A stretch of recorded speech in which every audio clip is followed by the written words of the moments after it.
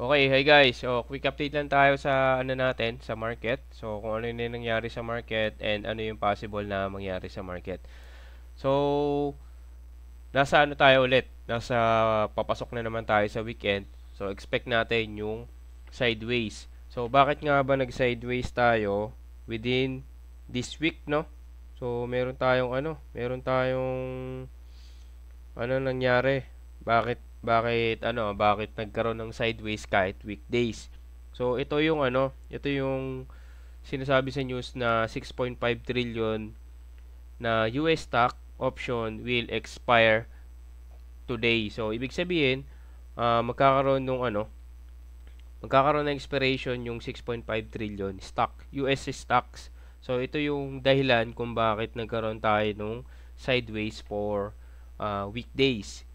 So ngayon, after that, magkakaroon tayo ng volatility will ano uh, kick back again either next week or this weekend. So magkakaroon ng possible na galaw. Pero 'yun, check natin kung magkakaroon ng correction this weekend or next week Monday ng gabi. Pero ngayon, possible papasok tayo ng weekend, so expect natin yung sideways.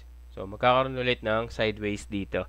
Pero kung mapapansin nyo, dito sa 1 day time frame, so meron tayong rejection kasi dito eh. So ito, magkakaroon tayo ng rejection dito, tsaka dito.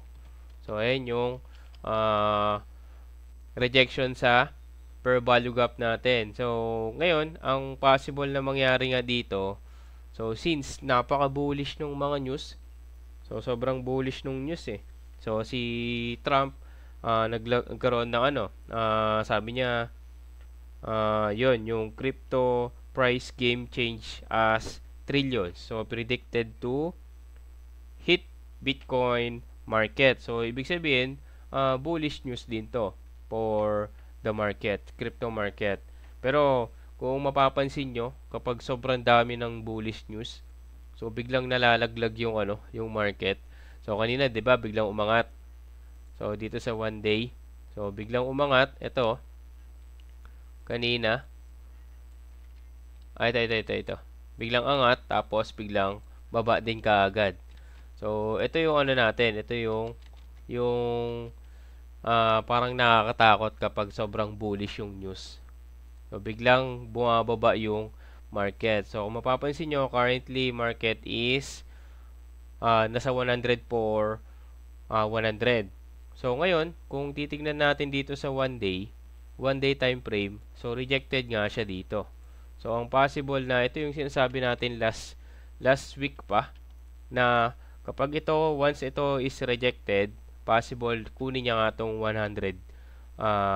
Ito yung per value gap natin dito. Itong 1 day per value gap natin dito na 102. So, kapag kinuha niya yung 102, tapos binaba niya pa, so, ang possible na target niya, itong liquidity na 100K. So, ngayon, kung babasagin niya itong 1 day per value gap, so, ang possible, balikan niya nga itong 110. So, ito yung sinasabi natin sa previous, previous video pa. So, kung mapapansin nyo, yan, meron tayong medyo malikot yung market ngayon eh. So biglang angat kanina, biglang baba. So doon sa mga nagtatanong sa Telegram kung bakit wala tayong binababa.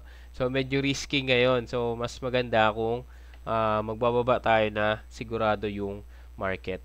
So kung mapapansin nyo dito, yan, pababa yung market. So ang antay natin, possible ba kunin si 102 or magkakaroon ulit ng retest dito sa per value gap. So kapag nagkaroon ng retest, ang aantayin mo kung babasagin niya ba to.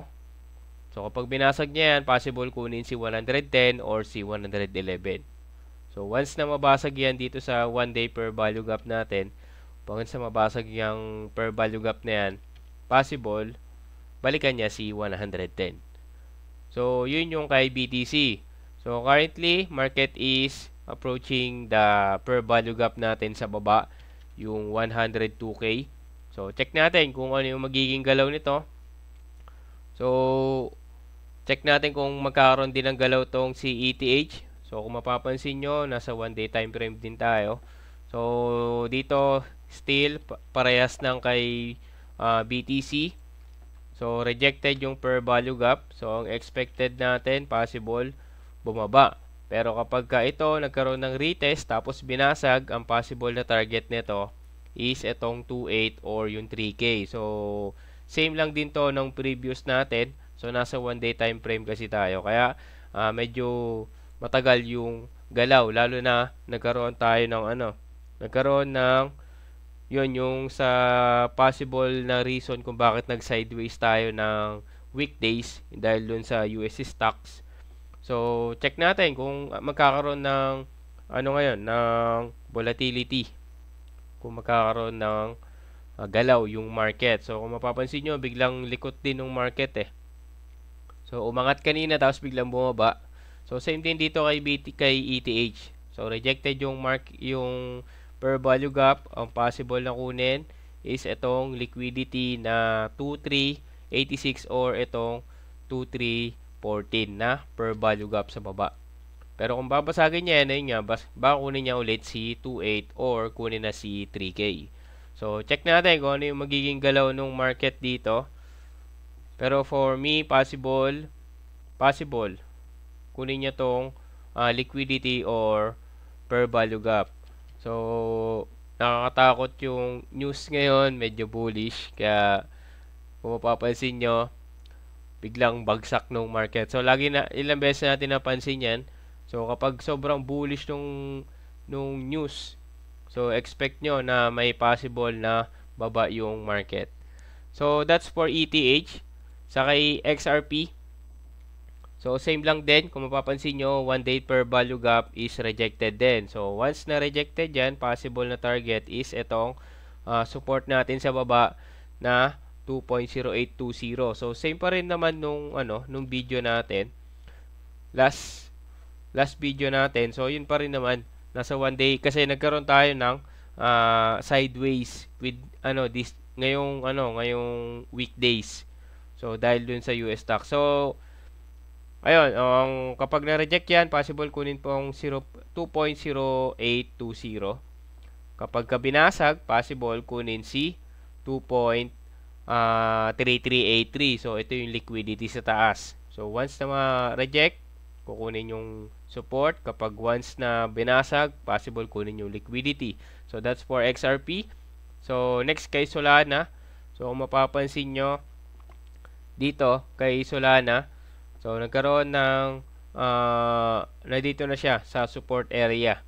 Yung support zone natin, yung market. So, ngayon, once na rejected yan, possible, bumalik yan dito sa per value gap. Magkaroon ng retest ulit dito sa per value gap. So, ngayon, once na basagin si per value gap na 152, tsaka si 159, ang possible na balikan is si 165 or si 168. So, check natin kung ano yung possible mangyari kay Solana. So, Solana support natin 144.039 tsaka si 141.050. So, once na mabasag si first support natin, ang possible na target is itong si 125. So, check natin kung ano yung possible na mangyari dito. So, pahapayawan din natin si gold. So, si SAW. So, kung mapapansin nyo dito kay SAW, meron tayong wedge. So, uptrend yung market. So, dito kung mapapansin nyo, rejected. Kaya pa ang expected natin, possible, kunin niya tong taas. So, check natin kung talagang kukunin niya yung taas. So, once na kung ano yung mabasag niya dito, so, yun yung pwede nating i-entry dito kay gold, kay SAW. So, check natin din kung ano yung possible na mangyari dito kay SAW. So, nasa 1-day time frame tayo dito. So, check natin kung ano yung magiging galaw niya. So, kung mapapansin nyo, pag bumababa si BTC, tumataas yung gold. So, check natin. Hindi sila parehas yung galaw. So, yun lang. Nag-update lang tayo sa news. So, masyadong bullish ang news sa Twitter, sa Facebook. So, check natin kung ano yung magiging galaw ng market.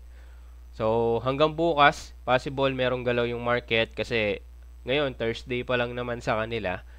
Tapos, bukas ang last market. So, Friday bukas sa kanila. So, check natin kung magkakaroon galaw ngayon. So, yun lang. Quick update lang tayo. So, maraming good news. Pero still, bumababa yung market. So, ano yung possible na mangyari? Baka ang possible na gawin niya nga, retest muna dito sa per value gap ulit. Kunin niya ulit itong per value gap, saka siya lumipad ulit. So, yun lang. Bantayan natin yung galaw ni BTC. So, dun tayo mag-base sa kanya bago tayo mag-trade sa ibang altcoins. So, this is Kuya Ben Crypto. Peace out.